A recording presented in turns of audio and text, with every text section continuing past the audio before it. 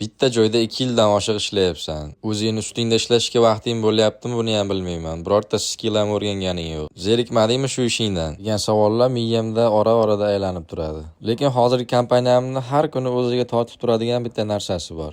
Ya'ni bu hamkasblarim. Koreyada ishlab yurganlar juda ham yaxshi biladi. Bu yerda yaxshi ish topishdan ko'ra yaxshi hamkasb topish undan ham qiyinroq. Bizning kompaniyamizdagi ishchilar deyarli hammasi 20-30 yoshlar atrofida. Mendan boshqa hammasi koreys bo'lsa ham, hammasi deyarli chetga chiqib yo o'qib kelgan, yo yashab kelgan. Shunga ham bilmadim, bularning dunyoqarashi oddiy koreys ishchilarning dunyoqarashidan ozgina farq qiladi. Kompaniyadagi atmosfera ham shunga moslashib qolgan. Ya'ni sen o'zingning ishingni yaxshi qil, bo'ldi. Sendan boshqa narsa talab qilishmaydi.